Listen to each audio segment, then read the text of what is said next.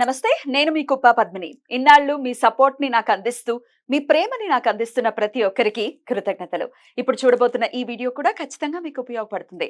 Like, share and subscribe చేసి మీ ఇష్టాన్ని, అలాగే మీ సపోర్ట్‌ని నాకందించండి. అలాగే ఈ వీడియో పట్ల మీ అభిప్రాయాన్ని కామెంట్ సెక్షన్‌లో కామెంట్ చేసి నాకు తెలియజేయండి. నమస్తే. నమస్తే. Welcome to our channel. నేను పద్మిని. ప్రస్తుతంతో పాటు ప్రముఖ ఆధ్యాత్మికవేత్త, నారీసేన ఫౌండర్, దత్త ఉపాసకురాలు, శ్రీపాద శ్రీవల్లభ దత్తపీఠ వ్యవస్థాపకురాలు శ్రీమతి లతా దత్త గారు మనతో పాటు ఉన్నారు. మాట్లాడదాం. నమస్తే అక్క. నమస్తే రా. జయ గురుదత్త. జయ గురుదత్త. ఎలా ఉన్నారు? బాగున్నాను. నువ్వు కూడా ఈరోజు చాలా డిఫరెంట్ గా ఉన్నావు. Different jewellery. థ్యాంక్ యూ కదా. హెయిర్ స్టైల్ ఎప్పుడు పద్మినిలా కాకుండా కొంచెం డిఫరెంట్, కొంచెం కొత్తగా. ఎందుకంటే దసరాలు కదా, కొద్దిగా నార్త్ ఏదో కొంచెం పూనింది. ఆ కలకత్తా స్టైల్లో, కలకత్తా అమ్మవారి స్టైల్లో. Thank you. దేవీ నవరాత్రుల గురించి మనం మాట్లాడుకుందాం నెక్స్ట్ ఎపిసోడ్స్ లో. అంతకన్నా ముందు నిన్న మీకు చక్కటి సత్కారం జరిగింది. దాని గురించి ఒకసారి ప్రేక్షకులకు కూడా చెప్పండి అక్క. ఏం జరిగింది? ఎంత అద్భుతమైన కార్యక్రమం అంటే పద్మిని, అది 458 దత్తక్షేత్రాల గురించి. 458? అయ్యో బాబోయ్. మన ఇండియాలో ఉన్నవా? మొత్తం భారతదేశంలో నలుమూలల్లో ఉండేటటువంటి దత్తక్షేత్రాల గురించి ఆ గ్రంథ ఆవిష్కరణ 3 పుస్తకాల రూపంలో. అందులో మన శ్రీపాద శ్రీవల్లభ దత్తపీఠం గురించి కూడా చక్కగా ఉంది. ఒక పేజీ వేశారు, 3 ఫోటోలు వేశారు. మొత్తం మన పీఠం గురించి అందులో. ఆ ఫొటోస్ ఇవ్వండి అక్క, మనం ప్రేక్షకులకు కూడా చూపిద్దాం. తప్పకుండా ఆ ఫోటోలన్నీ పంపిస్తాను. ఆ గ్రంథ ఆవిష్కరణ జరిగింది. దత్త పరంపరలో ఎవరైతే ఉన్నారో పీఠాధిపతులు అందరం కూడా కలుసుకోవటం జరిగింది.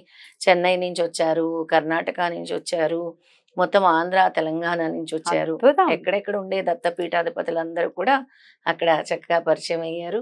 అక్కడ అందరూ కూడా వారి వారి ప్రసంగాలు తెలియజేశారు, వారి వారి అనుభవాలు తెలియజేశారు. పద్మిని, దత్తుడితో అంటే దత్తుడిని ఎలా మనం పట్టుకోవాలి అని అంటే, మన దత్త బంధువులందరికీ కూడా చెప్పేది ఏంటి అని అంటే, దత్తుడితో ఎక్స్పీరియన్సెసే అని చెప్తున్నారు అందరూ కూడా. దత్తుడు మన దగ్గరికి రావాలి అని అంటే రారు, ఆయనతో మనం అనుభవించినటువంటి ఎక్స్పీరియన్సెస్ అని అందరం కూడా షేర్ చేసుకున్నాము. ఇదంతా శ్రీపాద శ్రీవల్లభ స్వామి నాకు ఇచ్చిన అవకాశంగా భావిస్తున్నాను. ఆయనకి నేను రుణపడి ఉంటాను అని చెప్తున్నాను. పీఠం పెట్టక ముందు మీ జీవితం ఒకటి, పీఠం పెట్టిన తర్వాత ఒక జీవితం ఖచ్చితంగా. అవును కదా, ఒప్పుకుంటారా? అయ్యో ఖచ్చితంగా. ఆయన లేనంత వరకు ఏదో చిన్న వెలితి ఉండేది. ఆ వెలితి అనేది ఇప్పుడు ఎక్కడా కనబడట్లేదు.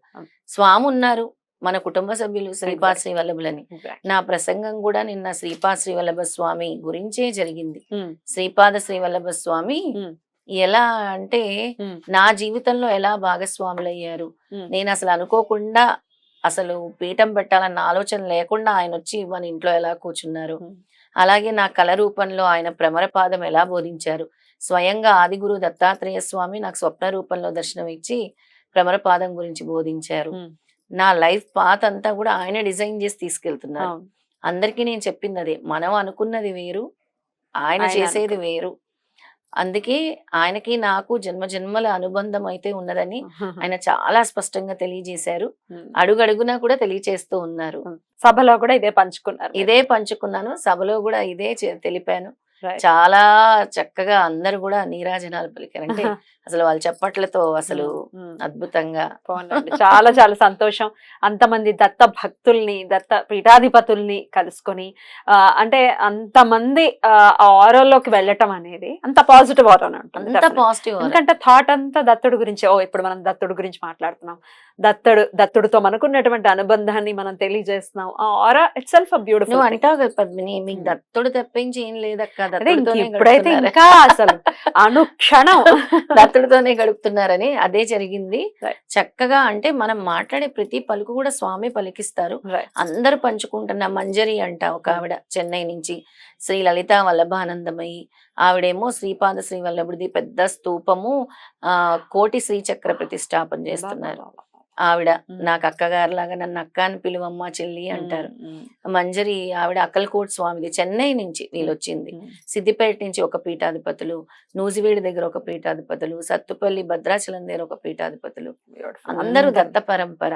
ఎంత అద్భుతంగా అంటే మళ్ళీ అందరూ నన్ను సేమ్ శ్రీపాదుల వారు బాల రూపంలో ఉన్నట్టు ఉన్నావు అన్నారు.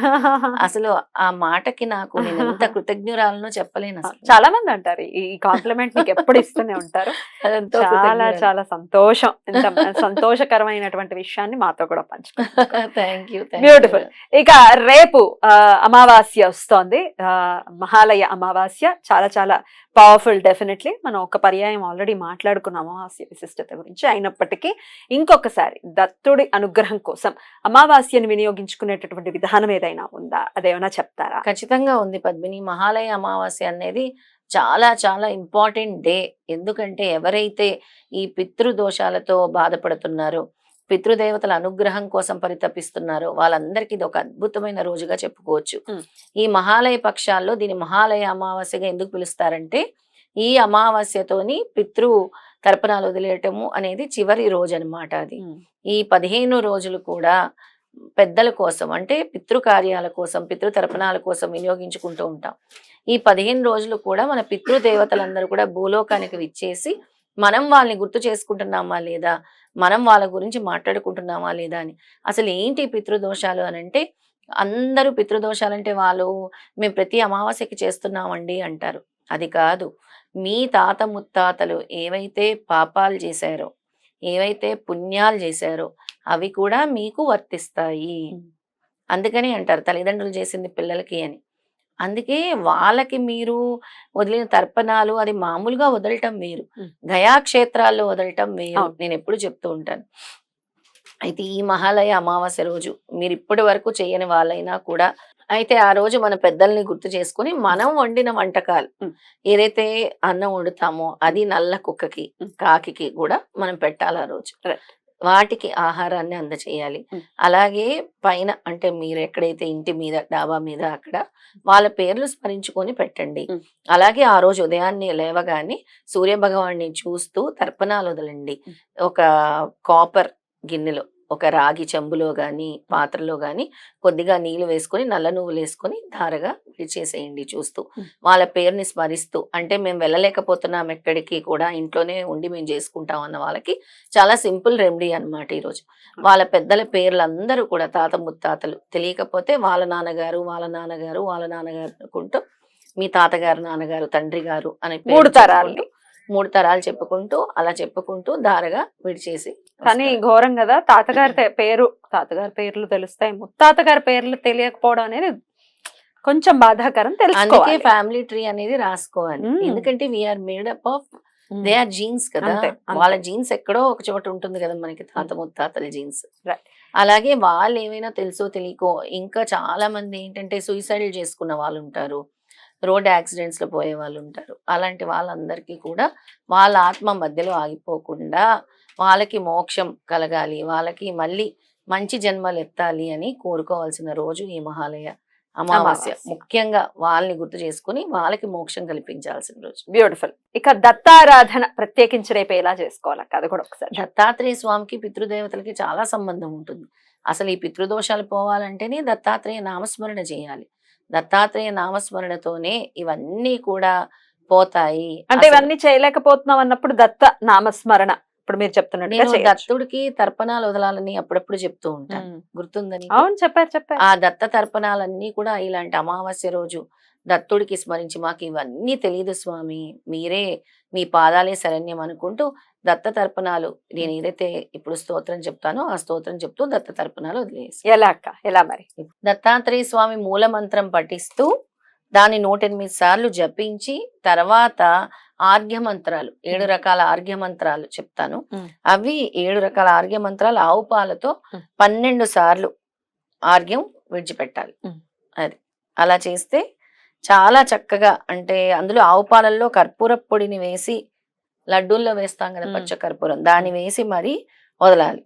దాని చేయటం వల్ల సర్వ రోగ, సర్వారిష్ట, సర్వ భయ, సర్వ దరిద్రాలు, సర్వ నివారణకు, సర్వ భూతోపశమనానికి, అంటే చెప్పాను కదా యాన్సెస్టర్స్ వాళ్ళు, సర్వభూతోపశమనానికి దత్తాత్రేయ మూల మంత్రాన్ని చదువుతూ 108 సార్లు, తర్వాత 7 ఆర్ఘ్య మంత్రాలు 12 సార్లు ఒక్కొక్క ఆర్ఘ్య మంత్రం చదువుతూ విడిచిపెట్టాలి. మూల మంత్రం చెప్తున్నాను.